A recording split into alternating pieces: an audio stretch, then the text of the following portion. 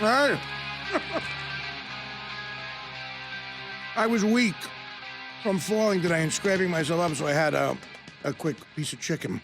Hey, on the phone right now, he can talk anything, this guy. Boxing, football, but we're going to talk bare-knuckle boxing with this guy. This could not sound more fun. And DirecTV has this big match coming up Saturday night on the Audience Network, 7 p.m. Eastern. Please welcome Mark Kriegel. What's up, Mark?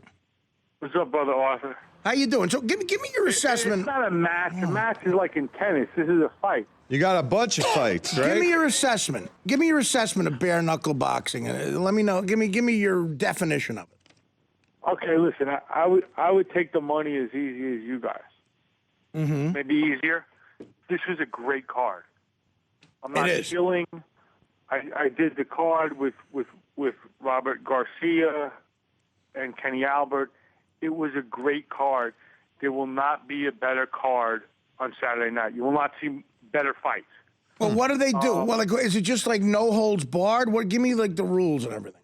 You know, the name is more extreme than the reality, and that's, I guess, an act of salesmanship. It's not bare knuckle boxing. It's not like bar fighting. The knuckles are open on the gloves. Basically, what it comes down to is this: the gloves are smaller, right? And it's not in a ring. It's in what they call a pit, which is a circle. But it's banked, right? It's banked. I'm sorry? The circle is banked? The circle is banked, so you can't, you're not supposed to be able to run up out of it, nor can you put your ass against the ropes and sit there like James Toney and shuck and jive and try to throw punches. You have to fight. And it doesn't mean that you're not rewarded for being, technically skilled.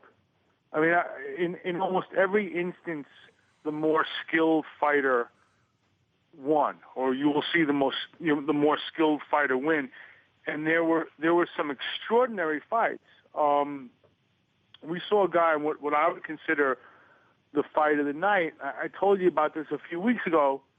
There's a kid named King David Estrada from Chicago, and he's fought, over the last few years, some of the best fighters out there. Berto, Kermit Cintron, Shane Mosley.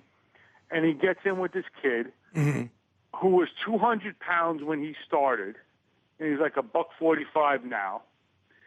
And for whatever reason, he has anvils in his hands. And I won't tell you how it ended, but it was the fight of the night. It was extraordinary. Some of the fights were bloody, right? Not because of the knuckles, because of the butts. Everybody, I mean, it's not like you still have to control the center of the ring, right? Still have to jab. You're rewarded for jabbing, and you're rewarded for keeping your composure and keeping your courage. It was the best night of fighting I've seen in a long, long time for the whole card. And I'm factoring out my own interest in this. It was a fun night. It was really, really good. I don't really think there was a dog on the whole card. Really? That's saying something. I'm sorry. That's saying something. Not a dog on the whole card, because even in great boxing, there was some interesting characters. There's a kid from Kazakhstan who trains out of Oxnard now, and they call him Maniaco, or the Maniac. Mm-hmm. It's like Borat mated with Tyson. Borat and Tyson, I'm there. Yeah, right. Oh, I mean, but he trains out of Oxnard now. No one knows how to speak Russian or whatever he speaks over there, and he don't know how to speak Spanish, and no one knows how to speak English. So they translate through fight language. No one knows how to speak. And then there's this other kid, Don Mouton. Okay? Yeah. He's from Houston. So he comes in, and he tells us in the pre-fight, how'd you get into fighting? He goes, well, I got shot. I said, well, what? Explain. And apparently the entrance wound is above his, I guess, right shoulder, and it came out his left rib. I guess that stuff happens with bullets. But apparently he's sitting there when he comes out of the morphine or the whatever the opiate haze of the operating room, and he sees himself with a microphone, and he goes, "Get me to a gym." Okay. All right. Well, I mean, you're talking about guys fighting. No. Yeah. Well, No, I mean, yeah, that's a tough guy. He never moved off the center of the ring, and he was technically excellent the whole time. I don't know how he stands, but he stays in the middle of the ring the whole time, throwing hooks and uppercuts. Doesn't jab much, and he had one of the greatest lines ever. I'm not doing it justice. I said, "So what do you expect from the fight?" He goes, "Well, whatever your mama and daddy gave you the night you was made is what you're going to be." I said, "So what do you mean by that?" He goes, "Well, if they were like nice and lovey-dovey, well, that's how you're going to fight. But if they had whips and chains, you're going to be a bad man." Yeah. I mean, that's for sure. Well, I mean, listen, you got me intrigued. I'd watch this in a heartbeat. We got a clip or a still photo up on one of our 80 monitors. And it does. I mean, this guy's hitting this one guy with a bare uppercut, bam, and that looks painful. That looks painful. Hey, Mark, I don't have the TV on now because I'm not even single media, much less multi. No, this wouldn't be. This is something they're showing us just to show us to get us into it. And it's if the fight is like this, if this is an example, you're not going to be entertained. It's incredible. So tell me about the scoring. The scoring is more transparent here, right? So you don't have as many controversies when the fights are over. That'd be hard. The scoring is more transparent. The last fight was somewhat controversial, but I thought that one of the fighters, without giving it away, did himself a disservice by retreating. Right. And these two guys hated each other. God. I mean, I haven't seen two guys hate each other like this. It was a guy named Eric Fowler. Yeah. Like this white kid from Texas, fearless Eric Fowler, and Brian the Brick Abraham from the metropolis of Schenectady, New York. But fearless Eric Fowler was like a fascinating case, if not pugilistically, then psychiatrically. I think that, and he was very frank about this, he's one of these kids who had just seen too much as a kid. He had seen his mom beat up. Oh, my God. Things happened to his grandma. Really? But he converted this into the rage he needed to be a fighter. Like, listen, every fighter is at some level dysfunctional. Yeah. Every comedian too. I got news for you. Right. No, I understand that. Yeah. But it's locating that dysfunction, and unlike a lot of comedians where the dysfunction is some sort of like psychiatric dislocation, with a fighter it's usually like there's some sort of like violent dislocation. And somewhere back there you could tell something really went wrong. Someone got smacked. Yeah. And this kid was very frank about it, and he said, "Listen, I have to destroy my opponent. I can't, and it was interesting. I mean, you might not, it's like Paris Hilton. You don't want to watch it, but you have to." Yeah.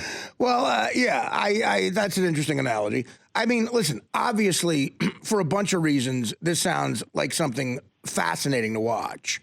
And, I just hope nobody dies. It's one of those things. No, I don't. These guys are violent and basically bare-knuckling. I mean, the bare knuckle, from what I'm seeing, looks really real. And with the anger and the shape these guys are in, the speed with which they could punch, you're looking at true gladiator type stuff.